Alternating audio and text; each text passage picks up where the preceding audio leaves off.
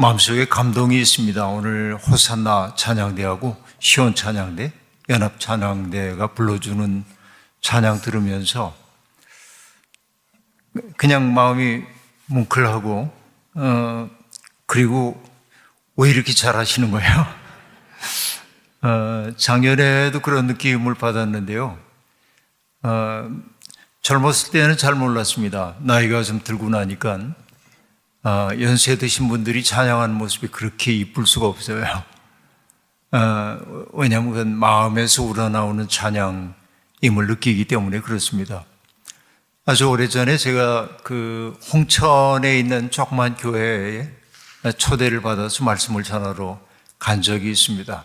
그 교회 앞에 십자가가 있는데 굉장히 거친 십자가가 놓여 있었습니다. 나중에 그 담임 목사님에게 저 십자가는 어떻게 된 십자가입니까? 하고 얘기하자 이분은 시인이고 또 어떤 출판사의 편집장을 지내기도 했고 그리고 아주 능력 있는 그런 문학 공부를 했던 목사님인데 홍천에 아주 산골짜기 험한 곳 들어가서 목회를 하고 있는데 교회는 별로 없고 그런 교회였습니다.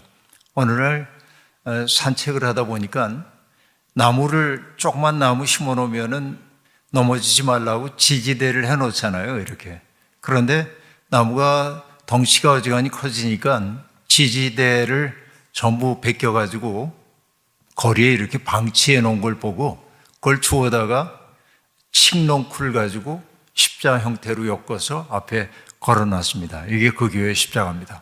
그러면서 뭐라고 얘기하냐면은 이 십자가는 지지대 십자가라고 얘기를 해주었는데, 그러니까 버림받은 이들을 함께 연결하고 그렇게 해서 우리가 새로운 생명을 바라보는 그런 교회가 되기를 원하기 때문에 지지대 십자가를 만들었다, 이런 얘기도 이제 했는데 찬양 시간이 됐습니다. 전 저 앞에 의자도 없는 교회였기 때문에 앞에 앉아 있는데 특별 찬양한다고 그러니까 시골 노인들 몇 분이 이렇게 나왔습니다. 이 시골 특유의 분위기 있잖아요. 어서 나와. 빨리도 나와. 왜 안 나와? 이제 이러면서 앞에들 이렇게 나와서 이분들이 찬양을 하는데 그 찬양하고 있는 분 한 분이 이상한 소리를 내는 거예요. 기괴한 소리를. 그래서 저분은 왜 저기에 서 계실까 궁금했습니다. 근데 나중에 이제 사연을 제가 들었죠. 그 이상한 소리를 내던 분 계시던데 무슨 사연이 있냐고 여쭤봤더니 그분은 옛날에 여러분 우리나라의 무궁화를 보급을 많이 했던 남궁옥 선생님이 계신데요. 그래서 찬송가 가사 쓰기도 하셨습니다. 남궁옥 선생님의 제자였어요, 그분이. 그러니까 이 남궁옥 선생님이 민족혼을 심어주셨기 때문에 이 학생 시절에 반일 운동을 하다가 일경에게 잡혀가지고 매를 맞고 그래서 고막이 다 터지고 청력을 상실한 분입니다. 그런데 일평생 주님의 교회를 다니는데 아주 어린 시절에 불렀던 찬송가에 대한 어렴풋한 멜로디의 기억만을 가지고 있는데 그러니까 정확한 음을 낼 수가 없죠. 안 들리니까 아무것도. 그러니까 이분은 그냥 그래도 충만하게 부릅니다. 제가 그 노래 듣고 은혜 받았잖아요. 그러니까 정말 찬양 잘하는 사람들이 있거든요. 노래를 잘하는 사람들이 있죠. 근데 우리가 어떤 때 은혜를 받냐면 노래를 잘할 때도 은혜를 받지만 찬양을 마음을 다해 부를 때 은혜를 받고 하는데 하물며 오늘은 정말 잘 부르셨어요. 그래서 우리가 은혜 충만하고 그냥 이렇게 연세 드신 분들이 찬양하는 모습이 얼마나 이쁜지 모르겠습니다.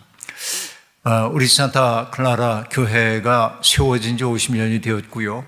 생각해 보면은 제가 성인이 되어 산 지가 50년이 됩니다. 올해가. 그러니까 제가 성인 된 지 50년 되는 해이기도 한데요. 그러니까 그 세월을 가만히 돌이켜 생각해 보면은 참 기가 막힌 시간들이 제게도 많이 있었습니다. 가슴 벅차고 행복했던 시간들도 있었고 기가 막힌 순간들도 있었고 가슴이 철렁 내려앉는 순간도 있었고 정말 한숨도 잠을 이룰 수 없는 그런 번민의 밤도 보내기도 했습니다. 지난 50년의 세월 동안 산타클라라 교회가 걸어왔던 여정도 다를 바가 없을 거라고 생각합니다.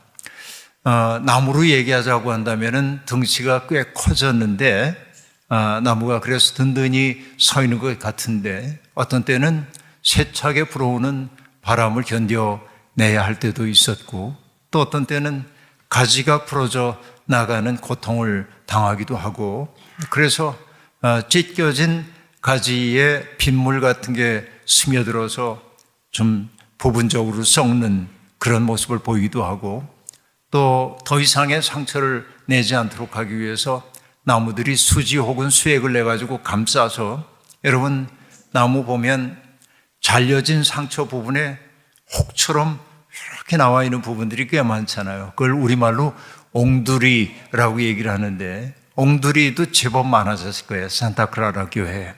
그런데 오늘 여러분 이 자리에 계십니다.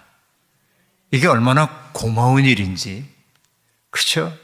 나와 생각이 다른 사람들도 있고 지향이 다른 사람들도 있는데 그런데 우리가 하나의 교회 그리스도의 몸을 이루어 오늘까지 풍상을 겪어내면서 이 자리에 있다고 하는 거 이거 얼마나 거룩한 일인지 모릅니다.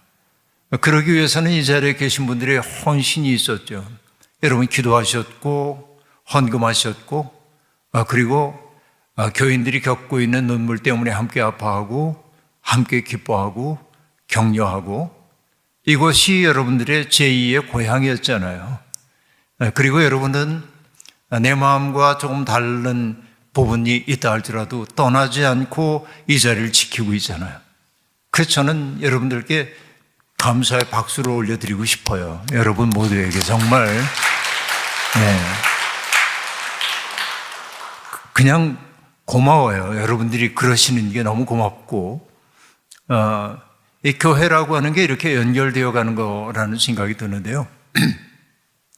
1990년에 우리 한국에서 정의, 평화, 창조, 질서의 보존 대회라는 국제대회가 열렸습니다. 저는 그때 한 8일 정도 내내 그 회의에 동참하면서 여러 가지 신학적 논의를 하고 그랬는데 한 번은 홍콩 신학자가 나와가지고 성경 공부를 인도를 했습니다.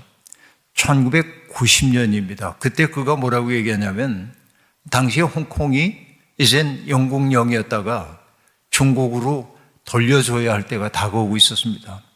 그래서 홍콩의 많은 사람들이 공포에 사로잡혔고 그래서 많은 홍콩 사람들이 그 땅을 떠나서 자기가 살고 싶은 땅으로 이주해 가는 경우가 제법 많았다고 얘기를 하면서 그러나 그가 뭐라고 얘기했냐면 이 홍콩은 결국 암초를 만난 배와 같지만 그래서 파선할 것 같지만 파선의 위기를 해치고 결국은 항구를 향해 항해하게 될 겁니다. 그러면서 그분이 아주 눈물겹게 저들의 푸르른 솔잎을 보라 그 노래를 불렀던 기억이 납니다. 여러분들도 때때로 위기가 우리에게 찾아올 때도 있지만은 그러나 그 위기를 넘어서서 더 큰 세계, 아름다운 세계를 향해 나아갈 수 있다고 생각하고 바로 그것이 주께서 산타클라라를 불러주신 까닭이라고 생각하고 오늘 이후에 50년에서 이후 51년을 향해 나아가는 그 여정 가운데 하나님의 은혜가 여러분의 앞길을 환히 비추기를 바랍니다. 주님이 함께 하셔서 우리는 환히 열린 미래를 내다볼 수 있는 사람이 되어야 합니다. 생각이 똑같기 때문이 아닙니다. 생각이 다른 사람들이 모여서 서로를 이해하고 사랑으로 보듬어 안는 사랑의 공동체 이루는 게 주께서 우리를 불러주신 까닭이라 여기기 때문에 그렇습니다. 오늘부터 이제 4번에 걸쳐서 제가 여러분과 나누게 될 이야기는 요나서의 이야기입니다. 작년 7월에 제가 와서 나눴던 이야기를 혹시 어떤 주제였는지 기억나시나요? 룻기 얘기를 했는데요. 그래도 기억해 주셔서 감사합니다. 어떤 내용을 기억하고 있는지는 모르겠으나 어쨌든 롯기를 다뤘다 하는 거는 기억해 주셨으니 정말 감사하고, 이번에는 이제 요나서 이야기를 하게 될 텐데, 여러분 다 잘 아는 이야기죠. 요나서 이야기는 우리가 다 잘 압니다. 그래서 만만합니다. 우리가 다루기가 만만합니다. 그러나 사실 요나서가 만만하게 여겨지지만은 생각해 보면은 요나서는 굉장히 깊은 진실을 담고 있는, 자칫 잘못하면은 놓치기 쉬운 핵심 메시지가 그 속에 담겨 있고, 그 때문에 성서에서도 매우 중요한 책이라고 저는 그렇게 여기고 있습니다. 여러분, 예언자는 무엇하는 사람들이죠? 예언자는 하나님의 말씀을 전하는 사람들이 예언자입니다.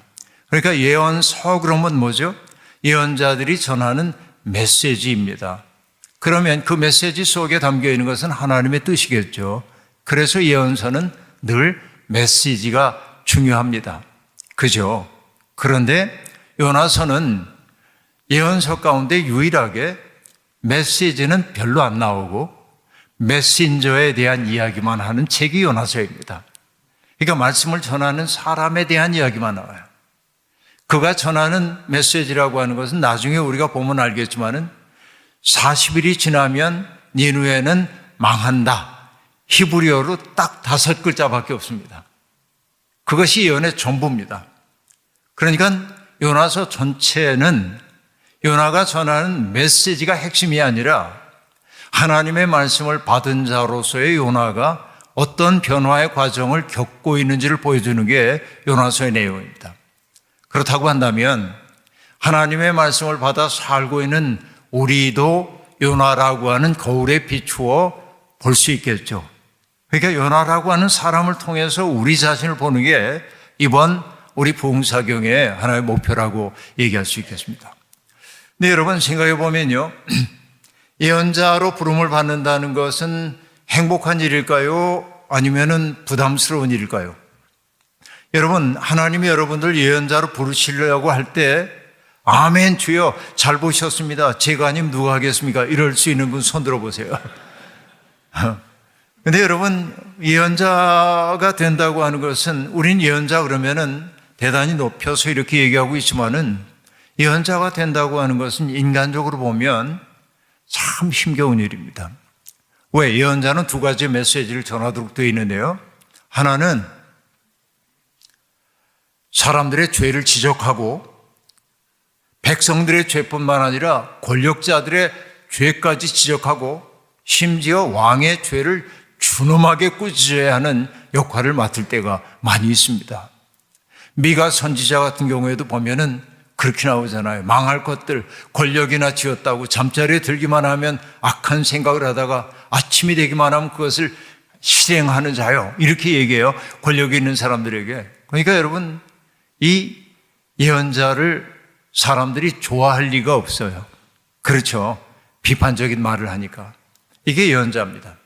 2번째는 뭐냐면 예언자는 두 번째, 사람들이 낙심하고 절망에 빠져 있을 때 예언자는 하나님의 말씀을 전해서 그들을 위로하고 격려하고 다시 일어서도록 만드는 것도 예언자의 직무입니다. 그러나 예언자의 직무 가운데 둘의 비중을 따져보자고 한다면 컨솔레이션 하는, 위로해주는 기능보다는 데넌시에이션 하는, 그렇죠? 비판하고 꾸짖고 탄핵하는 이 일이 훨씬 더 비중이 높습니다. 그러니까 여러분, 예언자가 된다고 하는 것은 뭐냐? 사람들에게 인기 있는 사람들에게는 매우 어려운 일입니다. 그래서 여러분, 예언자 예레미야도 자기가 예언을 하다가 어려움을 겪었기 때문에 하나님 앞에 이렇게 투덜거릴 때가 있습니다. 하나님, 당신은 내게 너무 변덕스러운 분 같습니다. 여름의 와디처럼 변덕스러워요. 흐르다가도 멎고 멎다가도 흐르고 하는, 내가 하나님 당신의 마음을 어떻게 종잡아 볼 수가 없습니다. 그리고 그가 또 뭐라고 얘기하냐면, 하나님께서 나를 권유하심으로 내가 거기에 넘어갔습니다. 이게 예레미야 20장 7절부터 나오는 얘기인데요.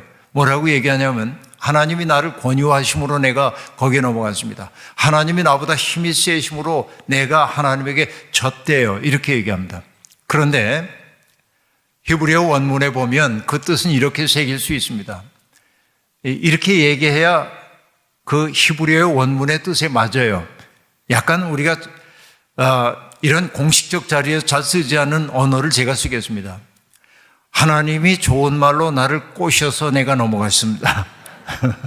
이게 히브리어에 갖고 있는 뉘앙스입니다. 하나님이 나를 좋은 말로 꼬셔서 내가 거기에 홀딱 넘어갔습니다. 이렇게 얘기합니다. 그리고 그 다음에 하나님이 나보다 힘이 세심으로 나를 이기었나이다 라고 말하는데, 이것도 여러분 팔씨름했다는 얘기가 아닙니다. 이 히브리어를 영어로 옮겨놓은 어떤 책은 뭐라고 했냐면 You raped me 그랬어요. 그러니까 하나님이 나를 강압적으로 꼼짝달싹 못하게 하고 폭력적 방식으로 나를 사로잡아 버리고 말았다, 그런 얘기입니다. 그래서 하나님의 부름을 받고 하나님의 말씀을 전했더니 어떻게 됐습니까? 인기 있게 됐습니까? 그렇지 않죠. 사람들마다 나를 보기만 하면 조롱합니다. 왜? 하는 말이 늘 좀 비판하는 말이기 때문에 그렇습니다. 가까웠던 친구들은 하나둘 등을 돌리고요, 마치 무슨 벌레 보듯 싫어합니다. 비판하는 말을 하니까. 그래서 그는 얘기합니다. 다시는 하나님의 이름으로 말하지 않으리라 작정해요. 그런데 그럴 수도 없습니다. 왜? 하나님의 마음이 내 마음속에서 불타올라, 그렇죠? 내 골수에 불타올라 견디다 못해 그만 항복하고 맙니다. 이렇게 얘기해서 예언자가 하나님의 말씀을 전할 수밖에 없는 사정을 얘기하고 있습니다. 자, 이게 예언자입니다. 그러니까 여러분, 예언자로 부름을 받는다고 하는 것은 그렇게 좋은 일은 아닌 것 같아요. 제가 신학교 들어갔더니요, 제가 감리교 신학대학을 나왔는데 들어갔더니 교가를 가르쳐 주는데, 그 교가가 아주 가슴을 벅차게 하는 바가 있습니다. 광야에 소리치며, 광야에 소리치며 굽은 길 곧게 하니 그 이름은 예언자, 그 이름은 예언자. 우와, 이거 듣는데 광야에 소리를 치고 굽은 길을 곧게 하는 그 이름은 예언자. 내가 예언자로 부름받은 거야? 가슴이 벅차요. 와. 근데 그게 그렇게 가슴 벅차할 일이 아니야. 쉽지가 않아요. 여러분, 목사 안수를 받을 때가 되면은 목사들이 이제 목사 안수 받는 이들이 안수를 받고 꼭 부르는 찬송이 있습니다. 예외 없이 모든 연회 때마다 보름바다 나서니 어디든지 가오리다. 근데 여러분, 저는 이제 작년이 목사가 된 지 만 40년이 되는 해였는데, 그러니까 이제 후배들이 목사 안수 받는 모습을 이렇게 보고 거기 서가지고 보름바다 나서니 40년 전에 나도 그랬지. 그리고 요 앞에 서서 그 곡을 부르는 그 막 안수를 받은 그들의 심정을 제가 알아요. 정말 부름바다 나서니 어디든지 가오리다, 이 불타는 뭐가 있었는지 모르겠습니다. 그러나 세월이 좀 지나고 나면 존귀 영광 모든 권세 주님 홀로 받으소서, 멸시천대 십자가는 제가 지고 가오리다 그러지만 이걸 뒤집기 시작하죠. 멸시천대 십자가는 주님께서 지셨으니 전기 영광 모든 권세 내가 누리게 해주십시오, 이런 마음들이 든단 말이에요. 이게 이제 착종된 모습이라고 얘기할 수 있겠는데, 근데 여러분, 광야에 소리치며 굽은 길 곧게 하니 그 이름은 예언자, 그 이름은 예언자, 부름받은 젊은이들 그 몸들여 달려나는 신학교 이름 그 다음에 이렇게 얘기하고 그랬는데, 여러분, 예언자가 된다고 하는 게 그렇게 고단한 일인지 몰랐습니다. 자, 예언자는 하나님의 말씀을 전하는 자입니다. 오늘 요나가 우리에게 보여주고 있는 요나서는 금방 말씀드렸던 것처럼 요나가 전하는 메시지가 핵심이 아니라 예언자로 부름받은 사람인 메신저가 어떠한지를 보여주고 있습니다. 그러면 여러분, 하나님의 말씀을 받은 사람이니까 선하고 착하고 따뜻한 마음이어야 할 것 같죠? 하나님에게 사로잡힌 사람이니까 흠없는 사람이어야 할 것 같죠? 그런데 요나는 흠투성이의 사람입니다. 그 얘기를 이제 보는 겁니다. 근데 요나서 1장 1절은 뭐라고 얘기하냐면 아미떼의 아들 요나에게 하나님의 말씀이 임했다, 이렇게 얘기합니다. 아미떼의 아들 그래요. 여러분, 요나의 아버지 이름인 아미떼라고 하는 그 말 속에는 히브리어로 진리를 뜻하는 에메트라고 하는 단어가 포함되어 있어서 아미떼는 그저 우리가 얘기하자면 진리 그런 뜻이라고 봐도 되는데, 그러니까 아미떼의 아들 그러면 진리의 아들이에요. 그러니까 요나라고 하는 그 존재가 진리의 아들이라고 하는 그 얘기는 그가 어떠한 존재여야 하는지를 보여주고 있습니다. 그렇죠? 아버지 이름으로부터 이미 그렇게 비롯되고 있다고 얘기할 수 있겠는데요. 사실 이름이라는 게 매우 중요합니다. 제 이름은 턱이자하고 주석석자인데요. 아버지가 그렇게 지어주셨는데, 그러니까 주석처럼 단단한 기초의 사람이 되라는 뜻으로 지으셨겠죠. 내가 그렇게 단단한지는 잘 모르겠는데 어린 시절에 제 이마가 단단했던 건 사실입니다. 주석처럼 단단했는지 모르겠는데 제가 단단하게 살아왔는지 잘 모르겠습니다. 그래도 그거를 기억하려고 애를 쓰긴 했습니다.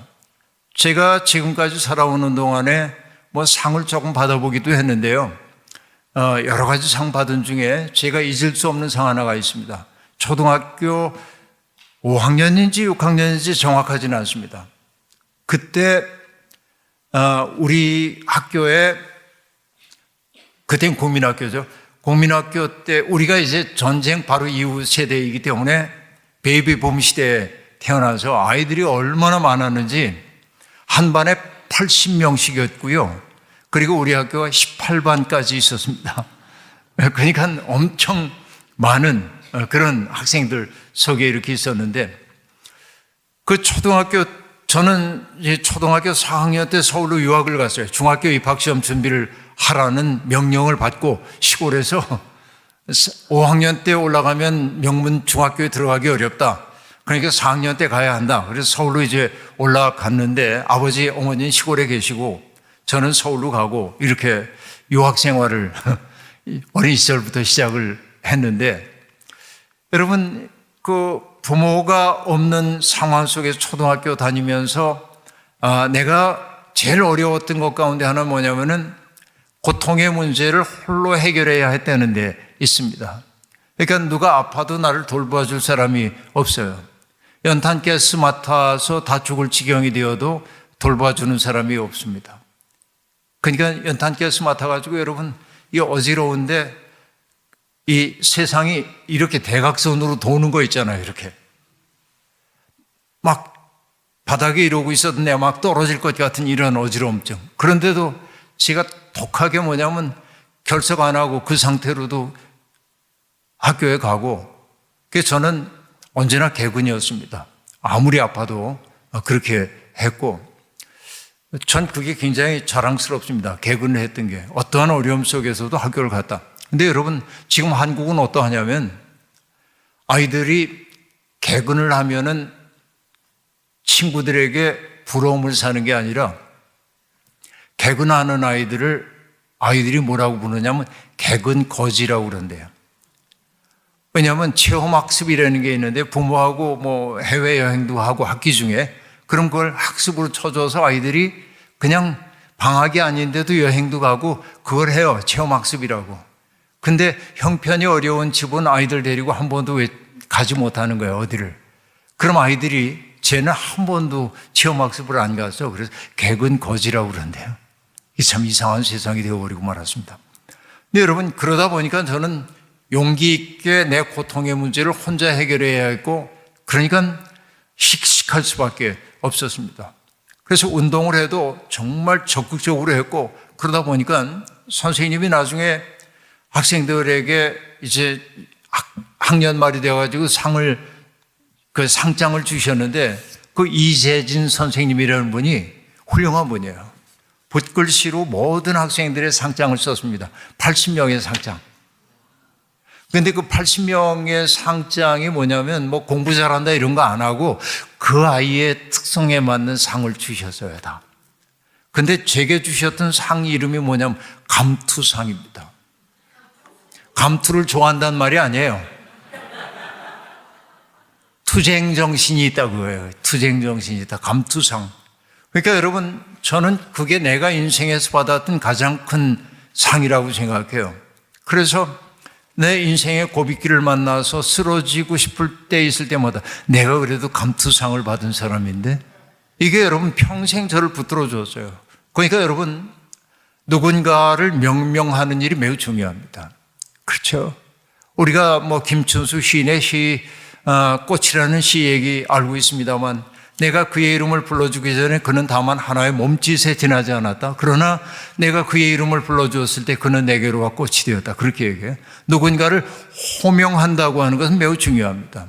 누구 속에 있는 아름다운 것들을 호명해내는 게 중요합니다. 그 이재준 선생님이 내 속에서 가능성의 형태로만 있고 내가 나 자신을 몰랐던 나의 가능성에 이름을 붙여주셨어요. 감투. 그것 붙들고 내가 한평생을 살았단 말이에요. 그 이름을 붙인다는 건 중요해요. 그러니까 여러분 애 보고 맨날 너는 빌어먹을 놈이야. 자꾸 그렇게 얘기하면 안 돼. 부정적으로 자꾸 얘기하고 그러면 안 되는 게 나는 팔자가 빌어먹을 팔자인가 보다 이렇게 가면 안 돼. 그러니까 넌 정말 대책 없는 녀석이다. 이런 소리 하면 안 돼요. 어떤 경우에도. 왜냐하면 그 사람은 호명한 대로 되는 거예요. 사람이. 여러분의 이름은 전부 부모님들이 그런 뜻으로 지어주셨을 거예요. 그렇죠? 그래서 여러분 인생 잘 사는 거 별거 없어요. 이름값을 하면 돼요. 자기 이름값을. 자기의 이름값이 뭔지 생각해 보세요. 이름의 뜻이 뭔지. 얘기 자꾸 객길로 가면 안 되는데 제가 아들을 낳고 제가 아들을 낳은 다음에 이름을 정해야 하는데 뭐라고 정할까 그러다가 제가 그때 독일어하고 그럴 때니까 독일말로 확실하다 그런 게 지허라고 하는 단어가 있는 지허. 그리고 그 당시에 1981년 그 무렵에 아들이 81년생이니까 그 무렵에 세계 축구를 제일 잘하던 선수가 브라질의 지코입니다. 그리고 우리가 돌림자가 호자예요. 그래서 제가 뜻지자에다 다물 호자를 딱 넣어서 지호 이렇게 지허, 지코 이렇게. 근데 얘가 확실한 애가 됐는지는 잘 모르겠지만 축구를 잘하지 못하는 건 분명해요. 근데 여러분 어쨌든 자기 이름값을 하며 산다고 하는 것은 매우 중요한 일인데, 자, 아미떼 아들, 그 다음에 뭐냐면 요나 그랬어요. 요나의 뜻은 뭐냐면 비둘기라는 뜻이에요. 비둘기. 그런데 여러분 이 비둘기라고 하는 것은 하나님이 이스라엘을 부를 때 쓰던 애칭입니다. 이스라엘은 나의 비둘기 그래요. 그러니까 여러분 이스라엘이 엉뚱한 짓 할 때 하나님이 서운해하며 뭐라고 하냐면 이 어리석은 비둘기야 이렇게 말한단 말이에요. 그러니까 여러분 아미떼의 아들 요나 하고 얘기합니다. 진리의 아들 나의 비둘기. 얼마나 좋아요. 정말 좋은 이름이라고 얘기할 수 있겠습니다. 그에게 하나님의 말씀이 들려옵니다. 자, 예언자는 뭐 하는 사람이냐면 하나님의 말씀을 경청하는 자이기도 하지만은 그보다 더 중요한 건 뭐냐면 말씀을 듣는다고 얘기할 때 우리들이 verbal language, 하나님이 요나야 그러면서 음성으로 들려주시는 얘기도 있지만은 그런 경우도 덜어 있을 수 있겠으나 대개의 경우에 하나님이 우리에게 말하시는 방식은 뭐냐면 하나님의 마음을 느끼게 만들어요. 하나님의 마음을 느끼게 만들어요. 그래서 뭐라고 하냐면 예언자를 가리켜서 하나님의 파토스를 느끼는 자야.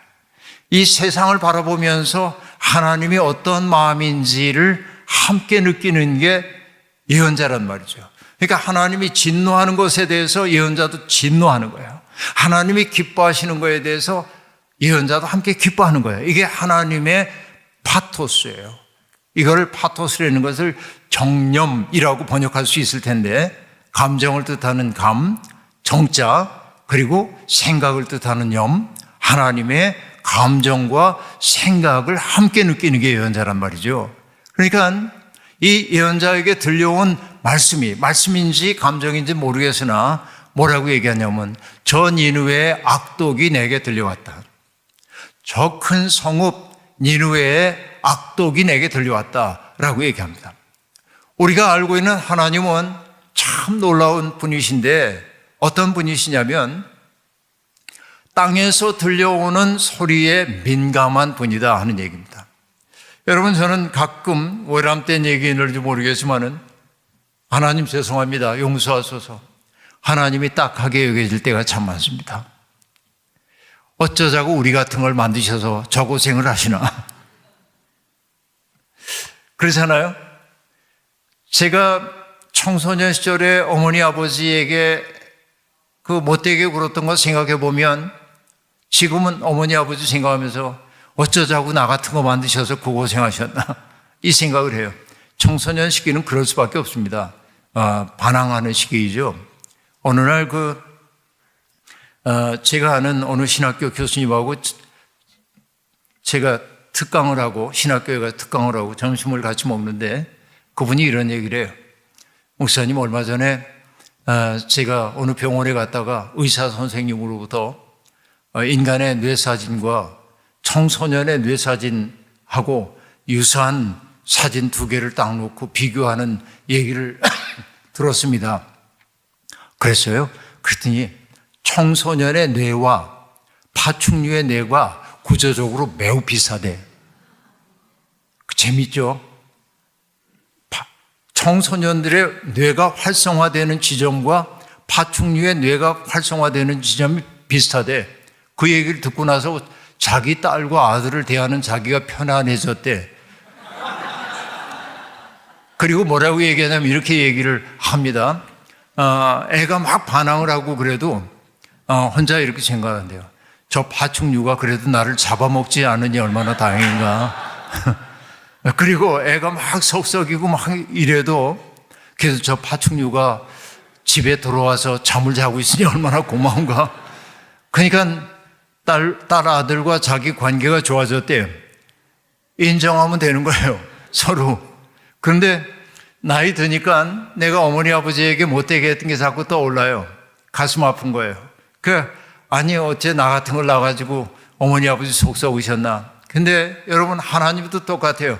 하나님은 자족적인 존재예요. 우리 없이도 충분히 행복하실 수 있는 분이에요. 그러니까 여러분, 하나님의 인간 창조를 우리는 뭐라고 얘기하냐면, 이건 제 얘기가 아니고 시모르 베유라고 하는 프랑스의 학자의 얘기입니다. 하나님의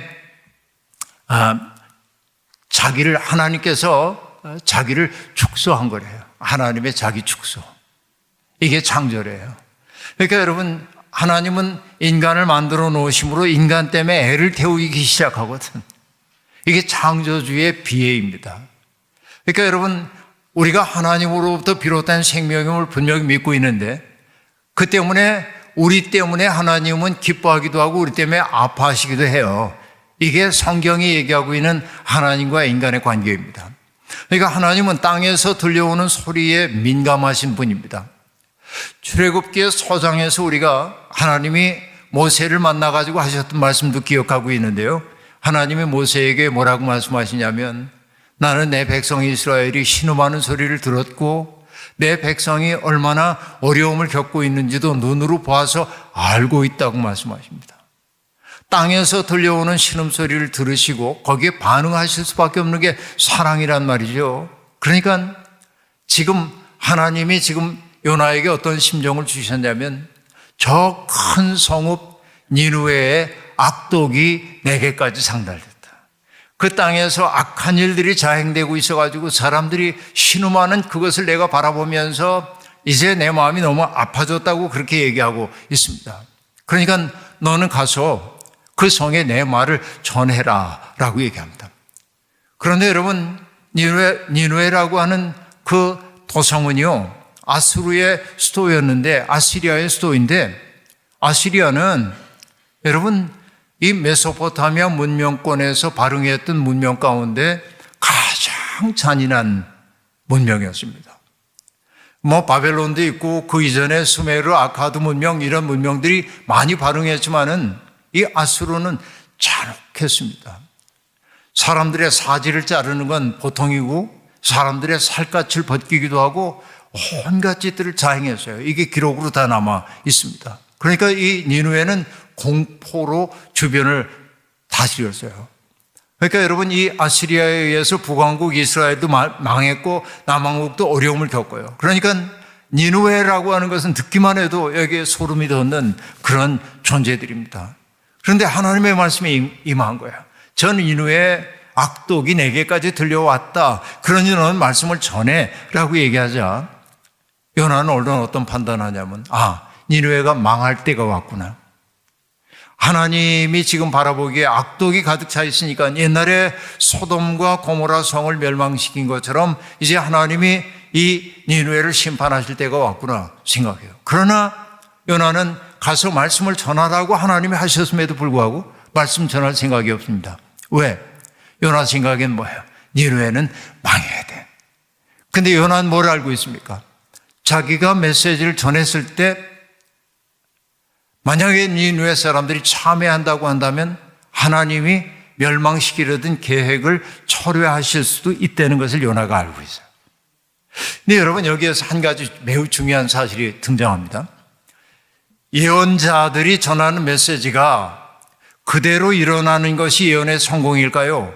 아니면 예언자의 메시지가 이루어지지 않는 게 성공일까요? 자, 답은 간단합니다. 예언한 대로 이루어지면 성공처럼 들리잖아요. 그런데 아니에요. 하나님의 예언자를 보내는 까닭이 뭐냐면 경고하기 위함입니다. 그래서 그들이 참회하고 그릇된 삶에서 돌이키기를 바라는 거예요. 그들이 돌이키면 하나님은 내리겠다고 작정했던 그 벌을 내리지 않으시죠. 그러니까 예언자의 비애는 뭐냐면 자기가 한 말이 그대로 일어나면 예언 실패야. 그런데 자기가 한 대로 일이 일어나지 않으면 자기 말이 거짓이 되는 것처럼 되는 거예요. 이게 예언자의 비애 가운데 하나입니다. 근데 예언자 요나는 하나님을 알아요. 저들이 만약에 참회라도 한다면 하나님이 그들을 멸망시키지 않을 것을 알기 때문에 이 예언자 요나는 뭐냐면 도망가기 시작합니다. 왜? 메시지를 전하지 않기 위해서. 그래서 뭐라고 얘기했냐면은 요빠로 내려가서, 그렇죠? 요빠는 지금의 지중해 바닷가 항구 도시입니다. 그래서 다시스로 가는 배를 만났다고 얘기를 합니다. 다시스는 지금의 어디냐면 스페인 쪽입니다. 그때 사람들이 땅 끝으로 여기고 있어요. 메신저인 자기가 달아나면 하나님의 뜻을 전할 수 없다고 생각하고 오판이죠. 그리고 멀리 도망가려고 해서 다시스로 가는 배를 탁 만나서 그 배를 타고 내려갑니다. 그런데 여러분, 하나님이 보통 분이신가요? 그냥 내버려 두실 리가 없잖아요. 그래서 하나님이 뭘 하셨다고 얘기하냐면 그 배가 순조롭게 이렇게 항해하고 있는데 여호와께서 큰 바람을 내리시매라고 얘기했는데요. 여러분, 우리말 성경에는 큰 바람을 바다 위에 내리시매라고 얘기를 했는데 히브리어 원문은 내리시매가 아닙니다. 던지시매. 큰 바람을 던지시자 뭐냐면 큰 폭풍이 일어나 배가 거의 깨지게 된지라. 그렇게 얘기합니다. 그렇죠?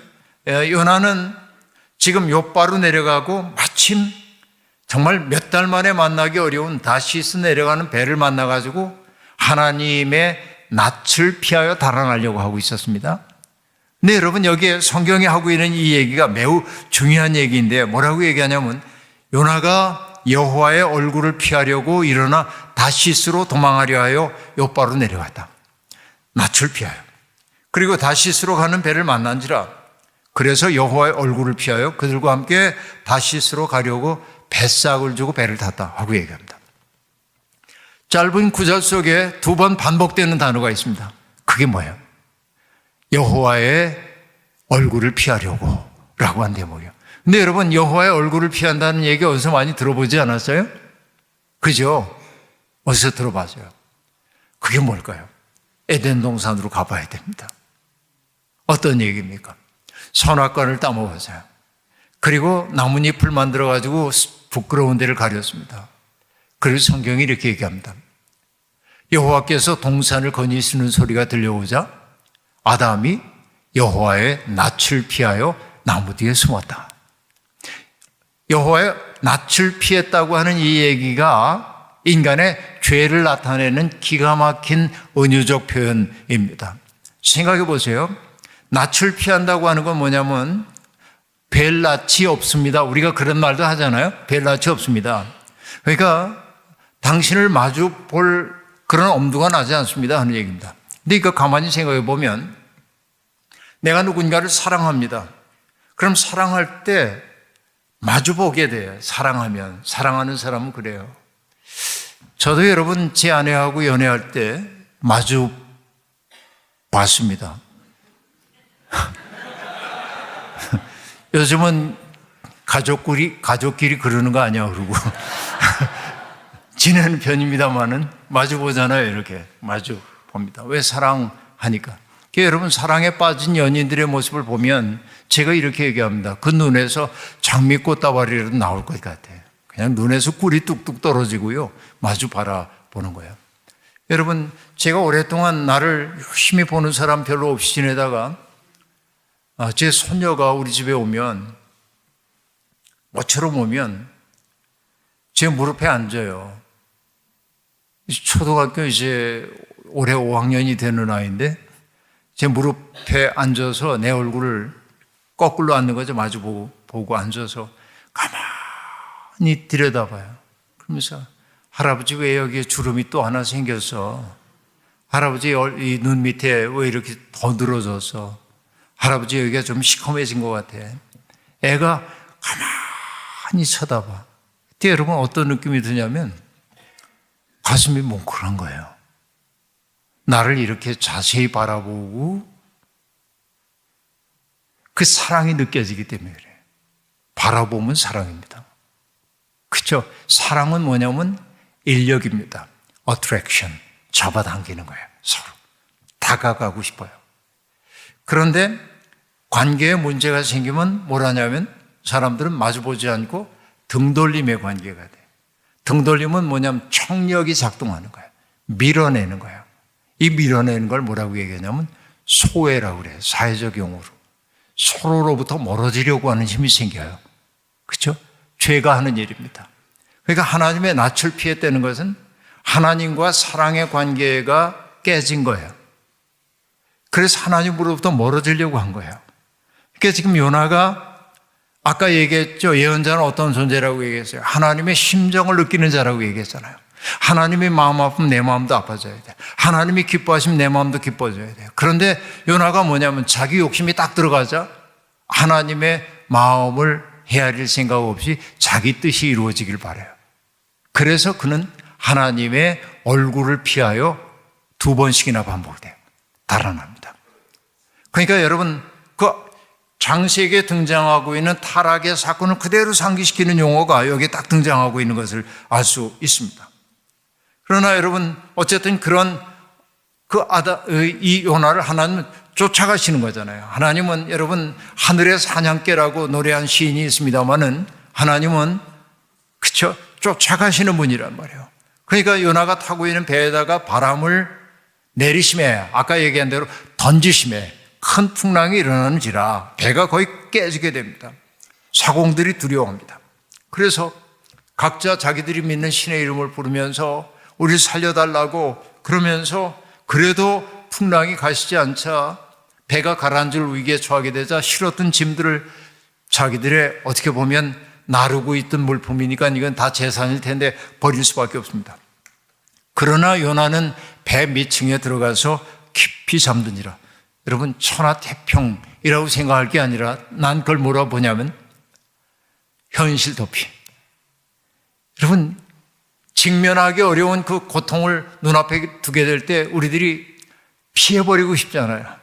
직면하기 싫은 그 현실 앞에서 요나는 잠을 청한 거고 그래서 깊이 잠이 들었다 하는 얘기입니다. 그러자 여러분 선장이 그에게 가가지고 말합니다. 자는 자요 하고 얘기합니다. 자는 자요. 여러분 선장이 가가지고선 자는 자요 그랬을 리는 없겠죠. 이 발로 이렇게 툭 치면서 야 일어나 그랬을 리는 모르겠는데 이 사람이 도대체 뭐 하는 사람이야 이럴 텐데 자는 자요. 이건 여러분 문학적 표현으로 들리기도 하지만 어떤 얘기냐면 요나의 영적 상태를 나타내기 위한 의도적 표현이에요. 잠이 들었다 그 얘기예요. 그가 어떤 잠입니까? 중의적 의미죠. 영혼의 잠을 자는 자요, 하나님의 낯을 피하는 자요, 영적으로 무능력해진 자요 라고 한 뜻일 겁니다. 물론 선장이 그런 의도로 자는 자요라고 말했다는 얘기가 아니고 요나서를 기록한 사람은 틀림없이 그런 중의적 의미를 가지고 자는 자요라고 얘기했을 겁니다. 그러면서 뭐라고 얘기하냐면 일어나 내 하나님께 구하라 하고 얘기합니다. 내가 어떤 신을 믿는지 난 몰라. 근데 우리가 총력을 다해가지고 지금 살아나기 위해서는 신들의 노여움을 진정시켜야 하는데 이 신이 노여워하는 건지 저 신이 노여워하는 건지 모르겠는데 그러니까 우리 다 해봐야지. 빨리 일어나 내 신에게 구하려는 거예요. 그러면 혹시 그 신이 우리를 생각하사, 여기 생각한다고 하는 그 유력이다. 그래서 망하지 않게 하시리라 하고 얘기합니다. 그러자 요나가 부시시 일어나서요. 해결이 안 됩니다.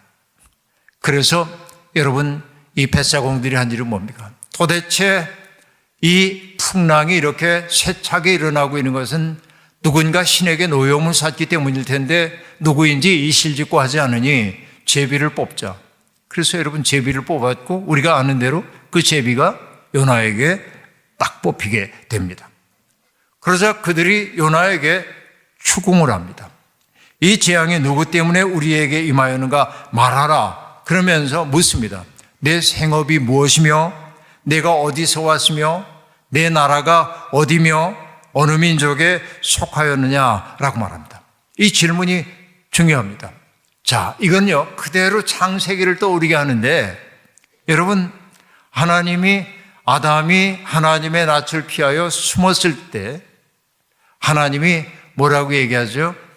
아담아 내가 어디 있느냐 그러잖아요. 아담아 내가 어디 있느냐? 이 질문은 하나님이 아담이 어디 있는지를 모르셨기 때문에 하신 질문일까요? 그 전능하신 하나님이 나무 뒤에 숨어있는 아담을 찾지 못해서 못 찾겠다 그 꼴이 그런 거예요? 아니잖아요. 아시잖아요. 그러니까 여러분 내가 어디 있느냐라고 하는 말에 담겨있는 의미는 뭡니까? 내가 마땅히 있어야 할 자리에 있지 않구나라고 하는 책망이죠. 그가 마땅히 있어야 할 것은 어디였습니까? 하나님 앞이죠. 그걸 피했다라고 하는 책망이에요. 그런데 여러분 이 이방인들을 통하여 던져진 질문, 내 생업이 뭐냐, 내 민족이 뭐냐, 내가 믿는 신이 누구냐라고 하는 것은 요나에게 그의 정체성을 돌아볼 것을 지금 요구하고 있습니다. 요나는 까맣게 잊고 있었어요. 자기가 하나님을 섬기는 예언자라고 하는 사실을. 그렇죠? 그리고 현실도 피하고 잠들어 있었던 것입니다. 그의 정체성을 구성하는 중요한 요인들을 지금 묻고 있는 겁니다. 그러자 요나가 대답합니다. 나는 히브리 사람이요 라고 말합니다. 이스라엘 사람들이 이방인들에게 자기의 정체성을 드러낼 때 쓰는 말이 히브리인이란 말이죠. 그리고 말합니다. 바다와 육지를 지으신 하늘의 하나님 여호와를 경외하는 자요 라고 얘기합니다. 비로소 얘기해요. 하나님을 떠올려요. 하나님을 의도적으로 외면하려고 했던 그가, 하나님을 회피하려고 했던 그가, 하나님을 까맣게 잊기 위해 잠을 청했던 그가, 그 이방인들의 위기 속에서 내 정체가 뭐냐고 물었을 때 그 고난의 위기 속에서 비로소 자기의 정체를 깨닫게 되는 거예요. 그래서 그는 얘기합니다.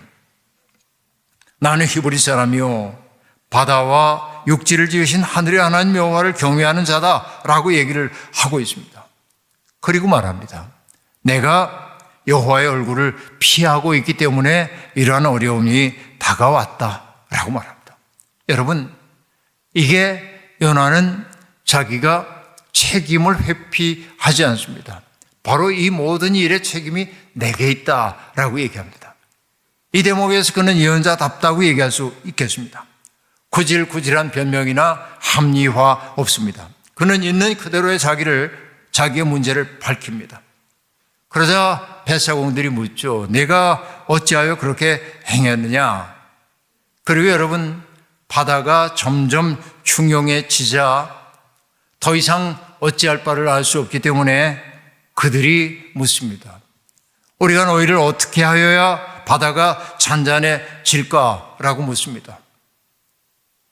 누군가를 희생시켜야 하는 그런 순간이 지금 다가오고 있는 것입니다. 그때 요나가 뭐라고 얘기합니까? 나를 들어 바다에 던지라. 그리하면 바다가 너희를 위하여 잔잔하리라. 너희가 이 폭풍을 만난 것이 나 때문인 줄 내가 아노라 라고 말합니다. 자, 요나는요, 그 이방인들의 질문을 통해 자기가 누구인지를, 자기의 정체성을 다시 한번 깨닫게 되었고, 그리고 자기로 말미암아 이 공동체 전체가 위기에 빠진 것을 알게 되고, 이제 이 공동체가 파선의 위기를 겪고 있을 때 그는 뭐라고 얘기하냐면 나를 들어 바다에 던지라 라고 얘기하고 있어요. 이걸 뭐라고 얘기하죠? responsible self, 책임적 자입니다. 책임지는 거예요. 이건 내 책임입니다. 다른 사람에게 책임을 전가하는 게 아니고 내 책임입니다. 그래서 여러분, 한때 우리가 이런 운동을 벌였죠. 내 탓이요, 내 탓이요 운동했죠. 메아 쿨파, 메아 쿨파, 메아 막시마 쿨파라고 얘기를 했습니다. 내 탓이요, 내 탓이요, 내 큰 탓이로다.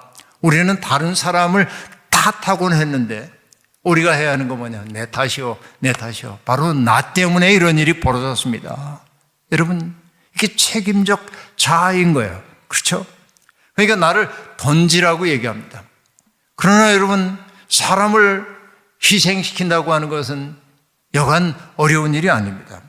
그래서 그들이 힘써 노를 저어 배를 육지로 돌리려고 하지만 바다가 점점 더 흉용해지는 거예요. 이 뱃사람들은 인간적인 데가 있습니다. 차마 어떤 사람을 희생시킴으로 살아나는 일을 하면 안 되지.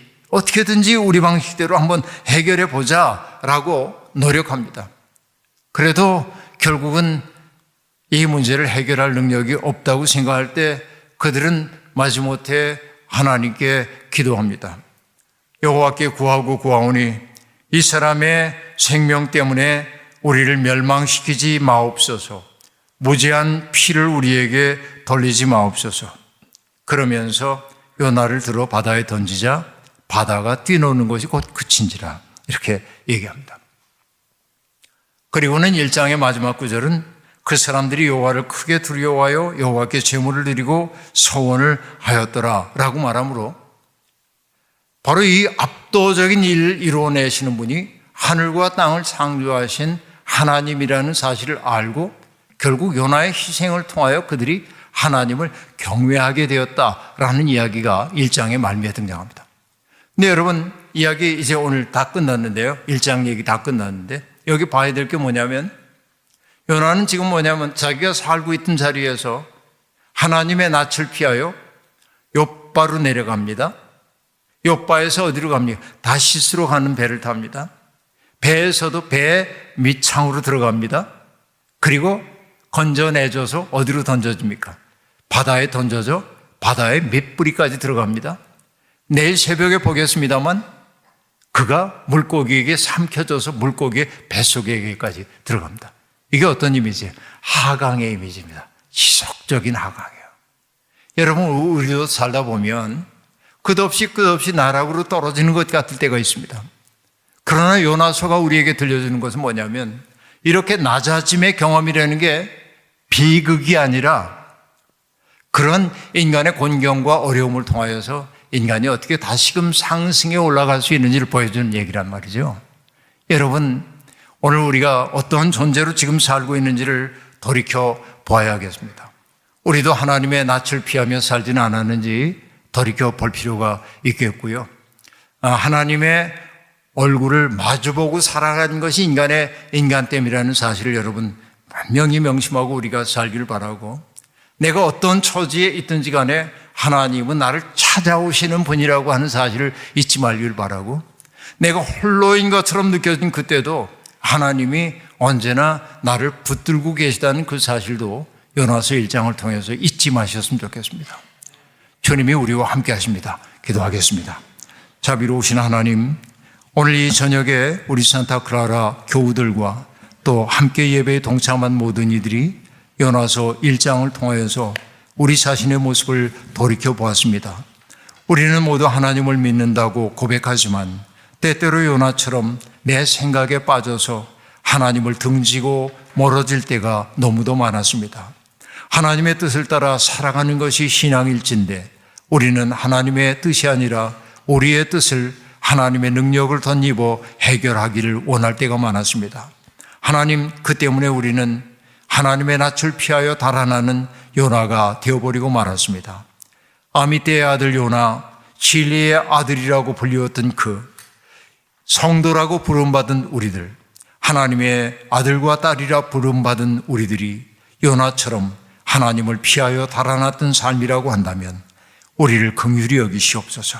그래서 우리가 누구인지를 다시 한번 일깨워 주시고 우리가 하늘과 땅을 지으신 하나님에게 속해 있는 존재임을 한순간도 잊지 아니하게 도와주옵소서. 예수님의 이름으로 기도하옵나이다.